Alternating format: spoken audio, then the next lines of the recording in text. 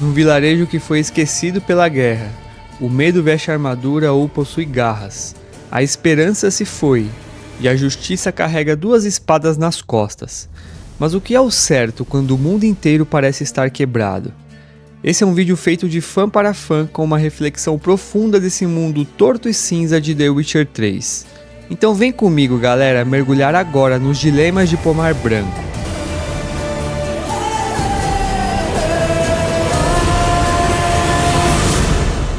A história do The Witcher 3 começa num sonho do Geralt de Rivia, o protagonista do jogo que a gente joga. Mas não é qualquer sonho, um sonho que carrega saudade, tensão e presságios. Geralt caminha pelos corredores de Kaer Morhen, que é o lar dos bruxos da Escola do Lobo, como se o tempo tivesse parado. Lá está Vesemir, seu antigo mestre, Yennefer, seu antigo amor, e Ciri, ainda jovem, a filha que Geralt escolheu ter.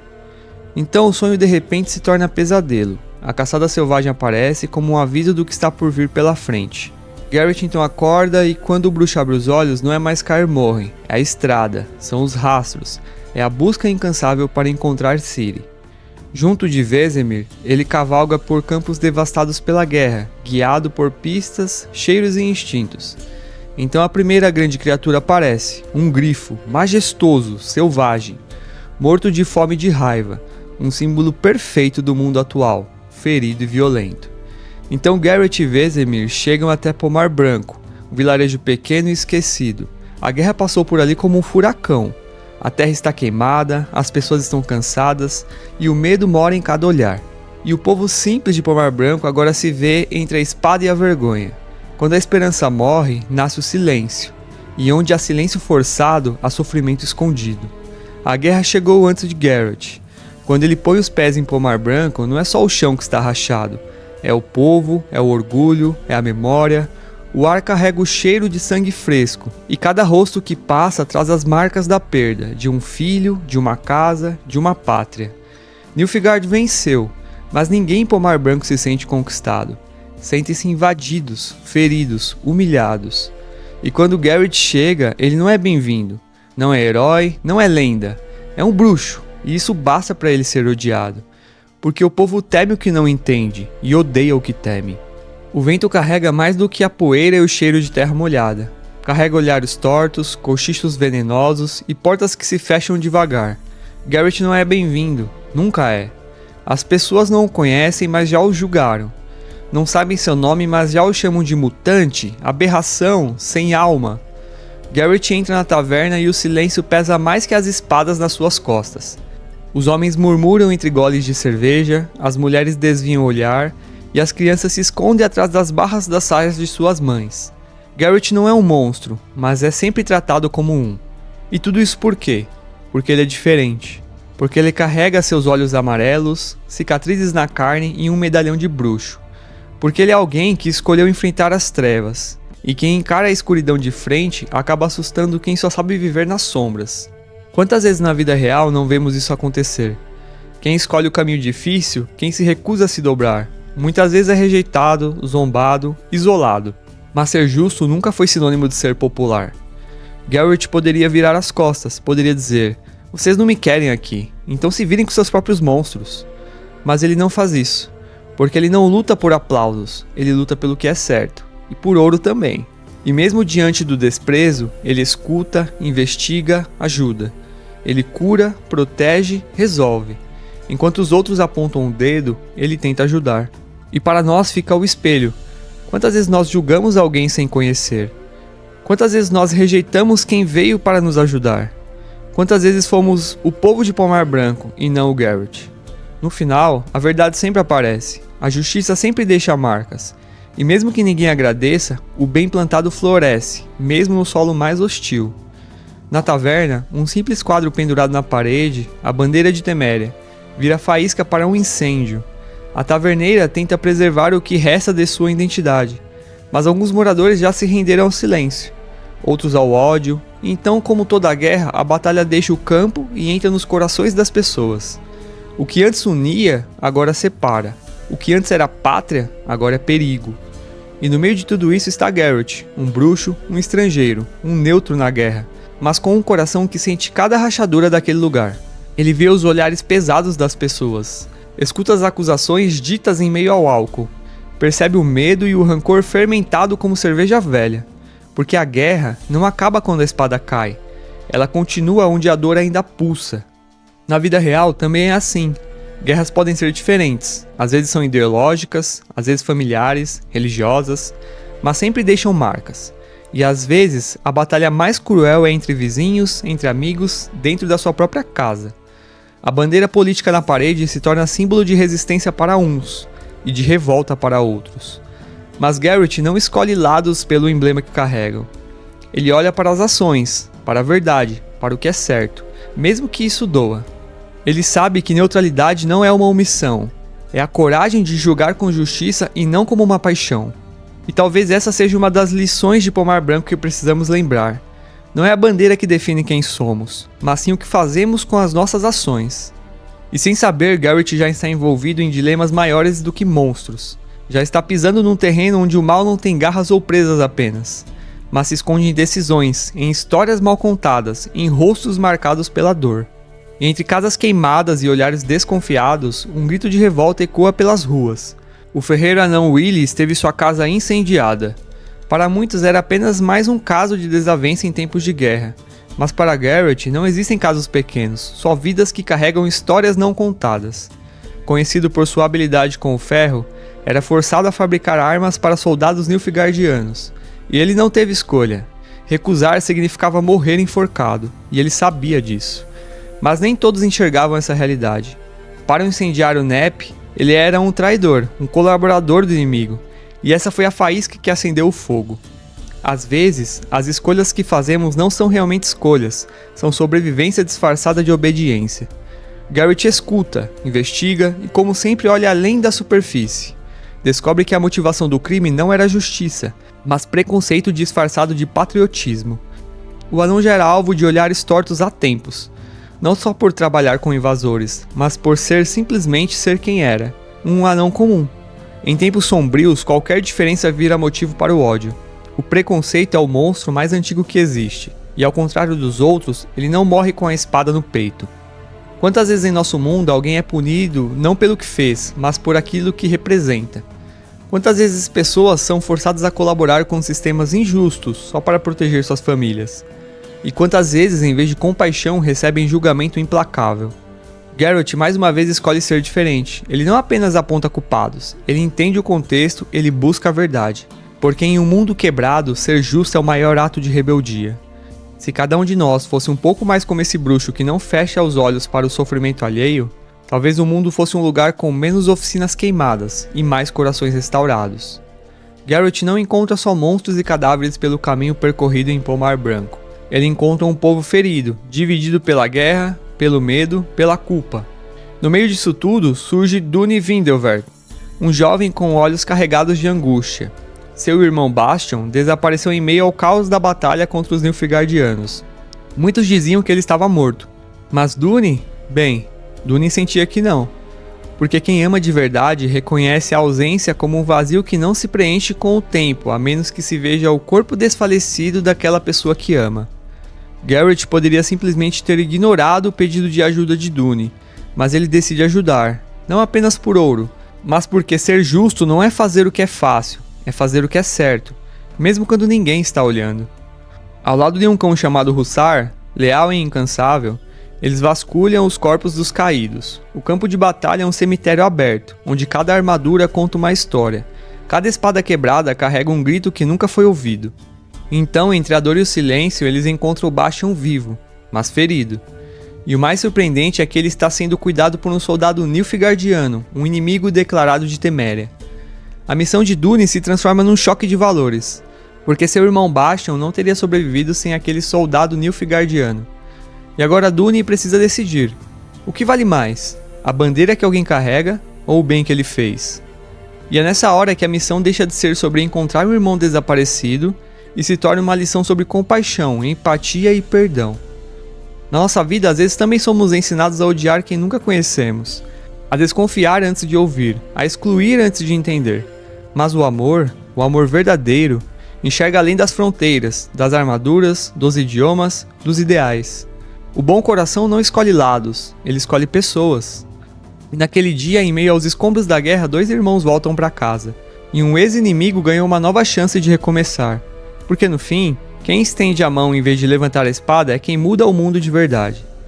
No coração de Pomar Branco havia também um poço, seco, esquecido, abandonado e temido.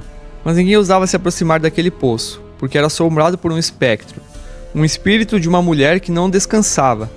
Diziam que ela aparecia ao meio-dia e por isso a chamavam de Dama do Meio-Dia. Garrett aceita o contrato para dar fim a esse monstro, mas ele sabe que por trás de todo monstro há uma história, e que antes de se tornar um espírito vingativo, aquela mulher foi alguém, com nome, com sonhos, com dor. Todo monstro já foi uma vítima um dia. A história de Claire, a mulher que assombrava o poço, é um retrato triste do que o ódio humano pode fazer. Vítima de uma brutalidade que poucos tiveram coragem de enfrentar. Seu corpo foi jogado no fundo do poço, e sua alma ficou presa entre 2 mundos. Garrett não vai até lá apenas para eliminar um monstro. Ele vai para libertar uma alma. Porque às vezes, justiça é dar paz ao que o mundo esqueceu. Ele investiga, descobre pistas, reconstrói o que aconteceu. É aí então que ele encontra o corpo da Claire. Só então assim ele pode realizar o ritual de purificação. Não é só uma batalha física, mas também espiritual e emocional. É mais difícil enfrentar as dores que o mundo varre para debaixo do tapete do que encarar espadas e garras. Essa missão é o espelho da nossa realidade. Quantas Claires existem por aí? Pessoas silenciadas, machucadas, abandonadas nos poços da indiferença, gritando em silêncio por justiça, por reconhecimento, por paz. Vivemos rodeados de almas inquietas, e às vezes só precisamos parar e ouvir. Garrett não matou a Dama do Meio-Dia por crueldade, ele a libertou. Libertou a memória, a verdade, o espírito preso em sofrimento. E com isso libertou também os moradores do medo, um medo que vinha da ignorância e da omissão. No fundo, o passado precisa ser curado, não enterrado. E a verdadeira justiça não é a vingança, e sim a restauração. Se cada um de nós tivesse a coragem de descer aos poços esquecidos da vida, de olhar para as dores que ninguém quer tocar, talvez o mundo tivesse menos assombrações e mais restaurações. No meio da guerra, entre corpos espalhados e o cheiro de morte no ar, Garrett encontra algo diferente, uma vida que ainda pode ser salva. Na cabana da herbalista Tomira, a jovem Lena está à beira da morte, atacada pelo grifo, ferida na barriga, queimando em febre, desenganada por qualquer um, menos por Tomira e agora por Garrett. Mas a cura comum não serve. A única chance da garota é uma poção curativa de bruxo, a Andorinha. Uma poção criada para quem tem o corpo modificado como bruxos, não para humanos comuns. A dose que pode salvá-la também pode matá-la, e Garrett fica diante de um dilema cruel: arriscar a vida de uma jovem por uma chance improvável ou deixá-la definhar lentamente sem fazer nada. Essa é a parte que não está no conto dos heróis. O silêncio de uma decisão que não tem resposta certa, só peso. Se der certo, a recompensa é apenas um obrigado e algumas moedas de ouro. Se der errado, ele será tratado como um culpado por oferecer uma morte agonizante a uma jovem. Na nossa vida, às vezes estamos no lugar de Garrett, vendo alguém sofrer sem saber se a ajuda que podemos dar vai curar ou machucar ainda mais.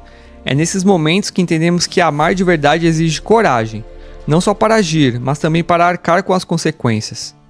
Tomira diz que é arriscado, Garrett já sabe disso. Mas ele também sabe que a pior escolha é não tentar nada. Coragem para tentar mesmo com o mínimo de esperança. Quantas vezes no mundo real não passamos por isso? Vemos alguém se afundando e pensamos: será que eu devo me envolver? E se o que eu fizer piorar as coisas? Mas a verdade é que a compaixão verdadeira se arrisca, porque o que está em jogo não é uma vitória, é uma vida. No fim, Lena sobrevive. Não há aplausos, só um alívio mudo, e o coração de um bruxo em paz consigo mesmo. Porque a justiça de verdade é feita nos bastidores, onde ninguém vê, onde quase ninguém agradece, mas onde tudo muda. Os soldados nilfgaardianos marcham com armaduras negras, frios, calculistas, impondo uma nova ordem em Pomar Branco. No coração desse controle está o capitão Peter Sar Gwynleve, o oficial encarregado pelo domínio nilfgaardiano naquela vila esquecida pelos reis. Galera, desculpa minha pronúncia com os nomes, não é meu forte. Peter não é cruel como tantos outros oficiais que queimam e matam por capricho, mas ele é implacável, um homem que acredita mais na ordem do que na empatia. Para ele, manter a paz, mesmo que através do medo, é um bem maior. E nesse novo regime, o povo de Pomar Branco é obrigado a engolir o orgulho, abaixar a cabeça, ou sofrer as consequências. E é neste cenário tenso que Garrett recebe um contrato, a caça a um grifo. Uma besta alada, feroz e inteligente, que tem atacado pessoas e soldados nos arredores. Peter então resolve contratar o bruxo porque precisa de resultados. Precisa proteger suas fileiras e manter a ordem. Para ele, o grifo é apenas um obstáculo a ser eliminado. Mas para Garrett não é tão simples quanto parece. Ele não caça monstros por prazer. Ele ouve, investiga, entende. E aí que vemos a verdadeira força do seu caráter. Mesmo sendo pago por Nilfgaard, Garrett não se ajoelha. Ele se mantém fiel ao seu próprio código, à sua própria justiça. O monstro que está descontrolado não está caçando apenas por instinto. Ele está com muita raiva, está sofrendo. A parceira do grifo foi morta por soldados nilfgaardianos e agora ele busca por vingança cega. Após Garrett examinar o cadáver da criatura morta pelos soldados, ele descobre que a criatura foi morta brutalmente durante o período de acasalamento, uma violação da natureza e uma afronta à vida selvagem. E aí entra a verdadeira dor da missão. Garrett sabe que para restaurar a ordem, terá que matar uma criatura que está apenas revidando o mal que sofreu. Para então atrair o grifo, Garrett então coleta cáscara no rio, uma erva fedorenta usada como isca. Essa missão carrega um dilema muito além de um simples contrato.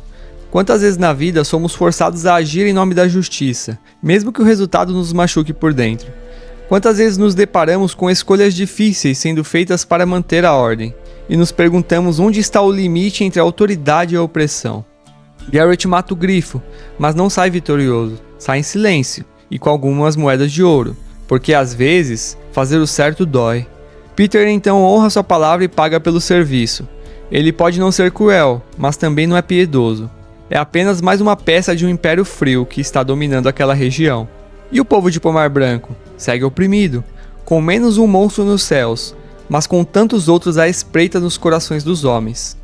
A justiça nem sempre traz alívio. Às vezes, ela só impede que as coisas piorem ainda mais. E Garrett segue adiante, carregando o peso de cada vida ceifada, cada decisão tomada, cada contrato cumprido. Porque ser justo num mundo injusto é um fardo, mas é o caminho que ele escolheu trilhar. Pomar Branco foi só o começo. Um lugar pequeno, esquecido entre os campos e vales, mas cheios de histórias que ecoam mais alto que os gritos da guerra. Ali, Garrett não enfrentou apenas monstros, enfrentou os dilemas mais difíceis de todos, os que nascem do coração humano. Em cada canto desse vilarejo, Garrett encontrou feridas abertas, não só na pele, mas na alma das pessoas. E mesmo sendo um bruxo desprezado por muitos, ele escolheu agir com honra. Não porque esperava aplausos, mas porque fazer o certo não depende de quem está vendo, depende de quem você decidiu ser.